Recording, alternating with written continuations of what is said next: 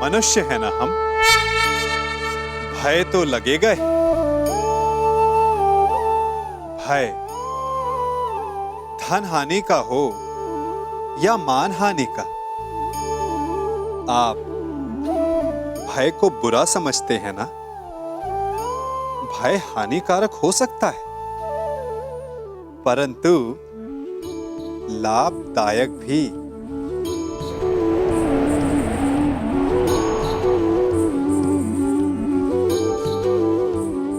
सोचिए, किसी अनुचित कार्य के परिणाम का भय क्या आपको वो कार्य करने से रोक नहीं लेता?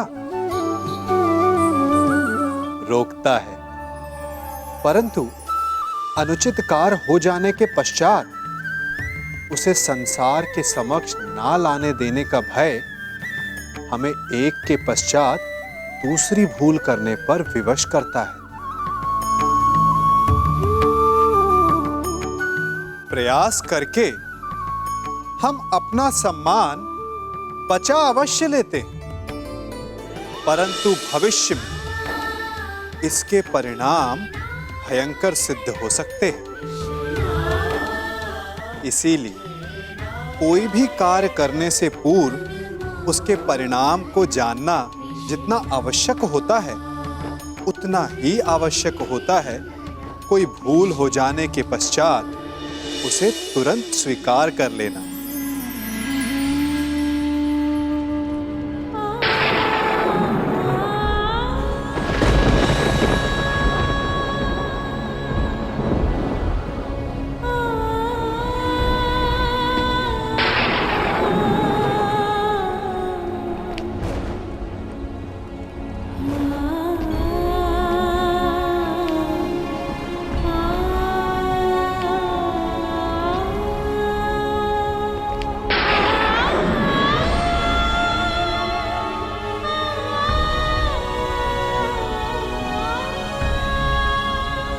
क्या हुआ बुआ? आप उदास हैं? उदास नहीं, चिंतित हूं। कृष्ण, क्या मैं अकेली हूं जो ये युद्ध नहीं चाहती? नहीं बुआ, आपके चाहने ना चाहने से कुछ नहीं होगा। जब वन में महाअग्नि लगी हो और एक वृक्ष को छोड़कर शेष जलना चाहे, तो अग्नि कौन रोक सकता है? मैं वृक्ष नहीं हूं माधव, मनुष्य हूं, एक माता हूं। इसलिए मैं नहीं चाहती कि ये युद्ध हो। अपने पुत्र के लिए चिंतित हो बुआ? प्रतीत होता है कि आपके मन पर कोई बोझ है। उतार दीजिए बुआ।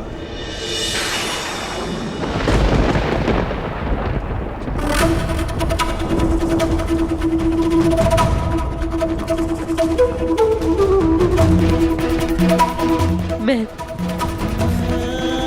अपने दोनों पुत्रों के लिए चिंतित हूं।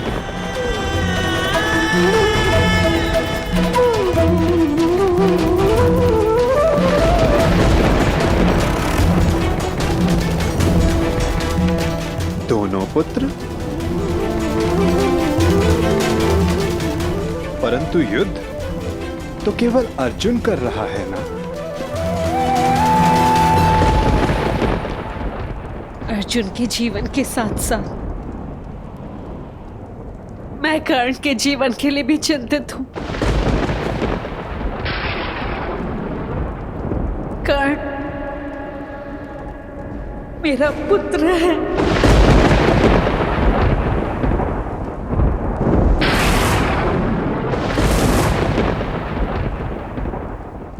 मेरा सबसे बड़ा पुत्र।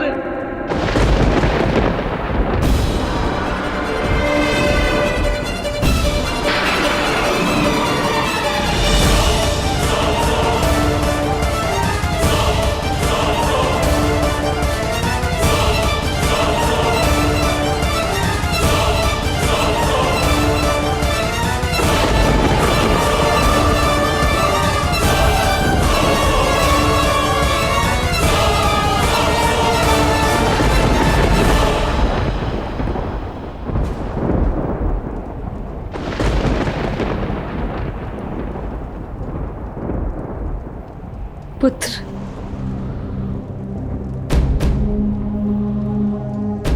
मैं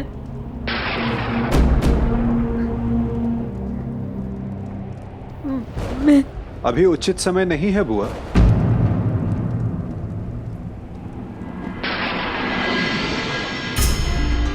किस बात का उचित समय नहीं है वासुदेव? भावुक होने का, अपने मन और कर्म से नियंत्रण खोने का। चूंकि भाव हो या कर्म या वचन उचित स्थान और उचित समय पर ही शोभा देते हैं। कदाचित इसीलिए प्रकृति ने मस्तिष्क का स्थान हृदय से ऊंचा रखा है,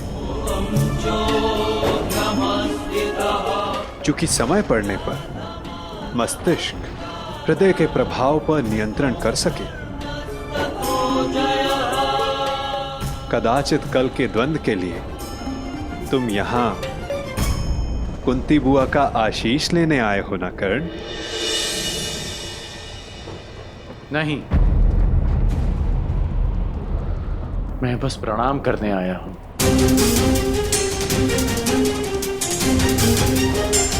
प्रणाम करोगे, आशीष नहीं लोगे? क्यों? क्योंकि विजयी होने का आशीष मांगकर मैं माता कुंती को धर्म संकट में नहीं डाल सकता। उस आशीर्वाद पर केवल उनके पुत्र अर्जुन का अधिकार है। तुम भी तो इन्हें माता कहकर पुकारते हो ना मित्र, तो इस नाते तुम भी इनके पुत्र हुए।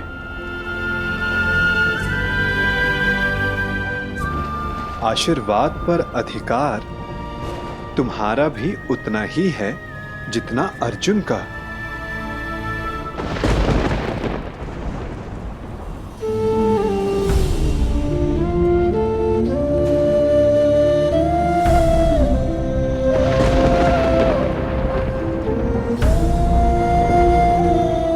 मैं यहां केवल कर्तव्य पालन के लिए आया हूं, अधिकार पाने नहीं।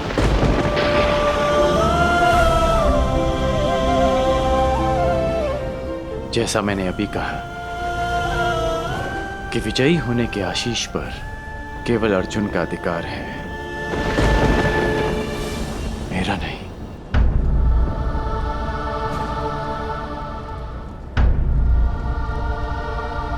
एक माता के लिए उसके पुत्र के विजय होने से अधिक उसका जीवित होना महत्वपूर्ण है।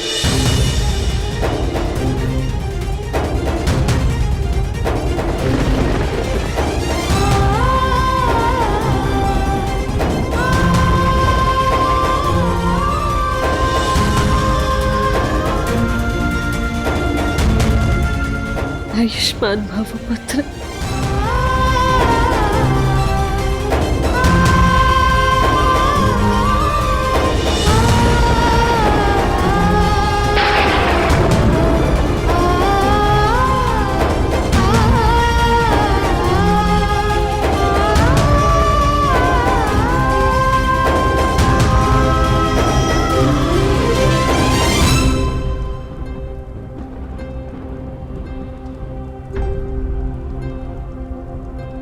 सत्य सम्मुख आएगा बुआ, परंतु उचित समय उचित स्थान पर।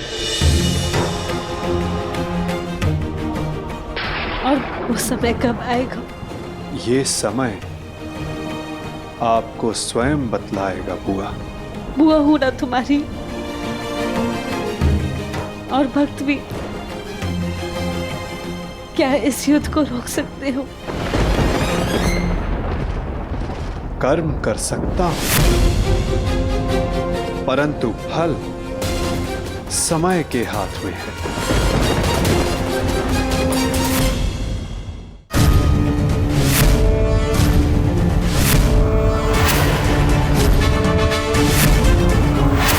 न्यायानाम् अधिकाराणाम् प्राप्त्यर्थम्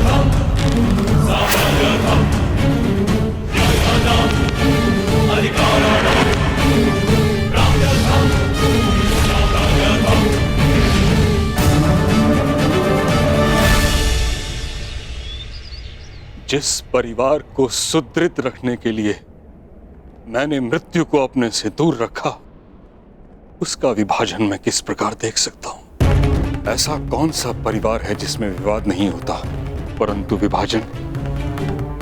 क्या यही एक समाधान है? मुझे अपने कानों पर विश्वास नहीं हुआ था विदुर। वासुदेव जैसा विद्वान और बुद्धिमान विभाजन का सुझाव देता है। यदि मेरे वचनों से आपको पीड़ा पहुंची है तो मैं क्षमा प्रार्थी हूं गंगापुत्र,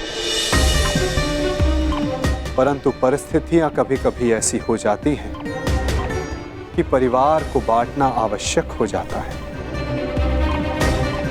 विशेषकर तब जब परिवार के कुछ सदस्य शेष का विनाश चाहने लगे। मैं कह चुका हूं, मेरे जीवित रहते ऐसा कभी नहीं होगा।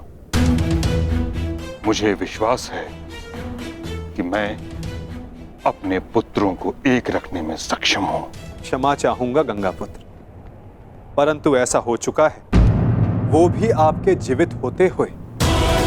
और रही बात आपके विश्वास की, तो वो लाक्षागृह की अग्नि में भस्म हो चुका है।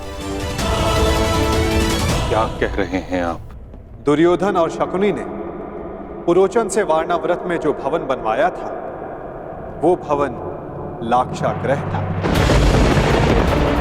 वो पांडवों को भेंट देने के लिए नहीं, अपितु पांडवों को अग्नि की भेंट चढ़ाने के लिए था गंगापुत्र। मुझे विश्वास नहीं। तो आप महात्मा विदुर से पूछिए, यदि वो समय रहते पांडवों को सावधान नहीं करते तो आज आपके पांचों पौत्र जीवित नहीं होते। वासुदेव ठीक कह रहे हैं तातश्री। तुमने मुझे बताया क्यों नहीं विदुर? आपको कष्ट होता तातश्री। पांडवों की रक्षा मैंने कर ली थी, परंतु सत्य जानने के पश्चात कौरवों की रक्षा आपसे कोई नहीं कर पाता। यदि कौरवों और पांडवों को साथ रखा गया तो मुझे खेद है गंगापुत्र, कहीं हस्तिनापुर स्वयं एक लाक्षागृह में परिवर्तित ना हो जाए। स्पष्ट कहिए वासुदेव। तो सुनिए, द्रोण शिष्य और परशुराम शिष्य दोनों पराजय स्वीकार नहीं करेंगे। ना ही दोनों में युद्ध कौशल की कमी है, ना ही अस्त्रों का अभाव। तो निश्चित रूप से युद्ध भयंकर हो, एक को विजय मिलेगी, एक को वीरगति। इस प्रश्न का उत्तर अवश्य मिल जाएगा कि हस्तिनापुर का अगला सम्राट कौन होगा, परंतु पांडवों और कौरवों के मध्य बैर समाप्त नहीं होगा गंगापुत्र। उनके ईर्ष्या और प्रतिशोध की अग्नि समाप्त नहीं होगी। कई लाक्षागृह सजेंगे और निश्चित रूप से हस्तिनापुर के प्रारब्ध में केवल युद्ध रह जाएगा, केवल रक्त रह जाएगा, केवल प्रतिशोध रह जाएगा गंगापुत्र।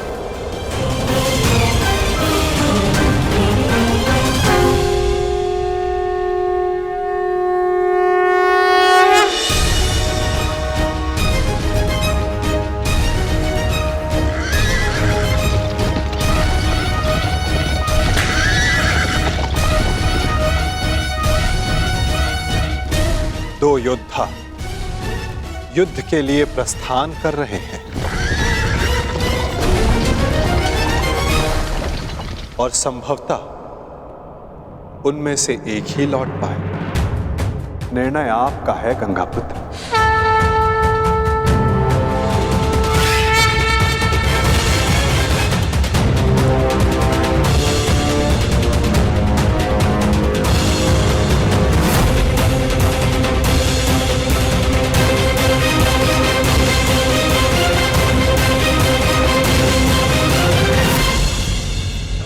हमारा द्वंद्व आज पूर्ण होगा।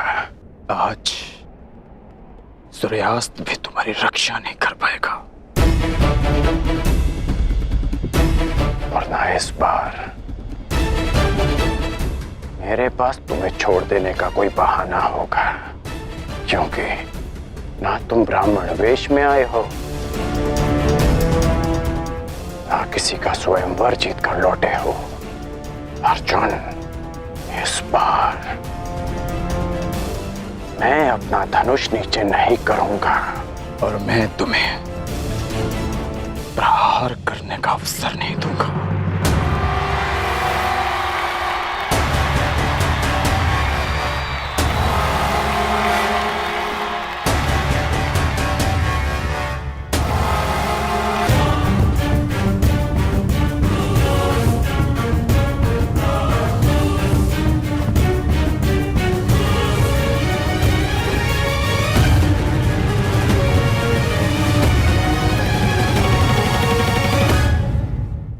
कर्ण और अर्जुन द्वंद्व के लिए प्रस्तुत है महाराज। द्वंद्व प्रारंभ किया जाए ताज।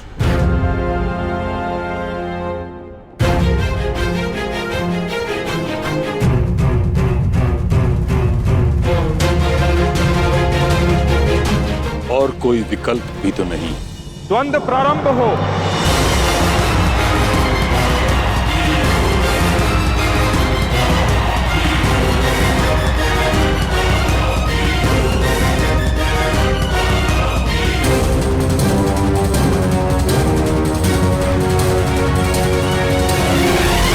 ये द्वंद्व नहीं, तुम्हारा सौभाग्य प्रारंभ हो रहा है मेरे होने वाले सम्राट। हाँ मामा श्री।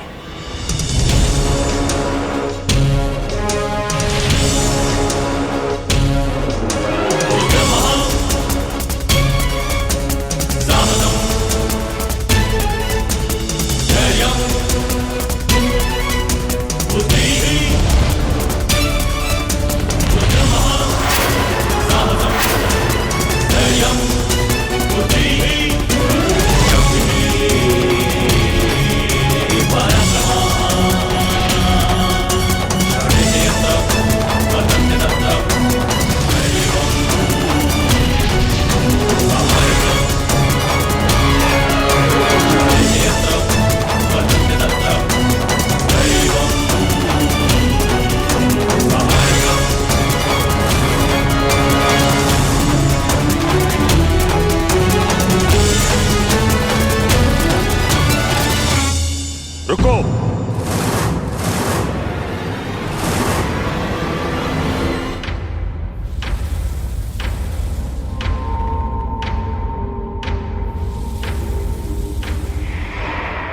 क्या हुआ ताज? महाराज, हस्तिनापुर की सुरक्षा मेरी प्रतिज्ञा है, मेरा धर्म है, मेरे जीवन का उद्देश्य है। मुझे लगा था कि इस द्वंद्व से हस्तिनापुर का रक्त बहने से बच जाएगा,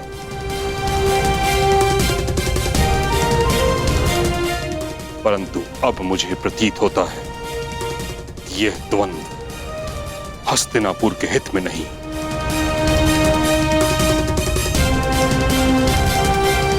इस कारणवश मैं इस द्वंद्व को समाप्त करने की घोषणा करता हूं।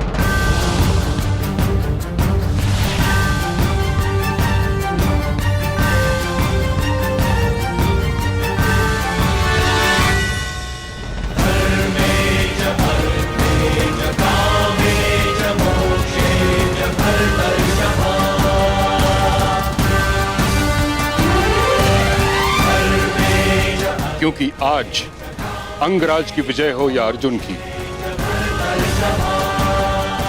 युधिष्ठिर सम्राट पद पर बैठे या दुर्योधन, इन भाइयों के मध्य का बैर और इनकी होड़ समाप्त नहीं होगी। परंतु पितामह, इसके अतिरिक्त और क्या हल है?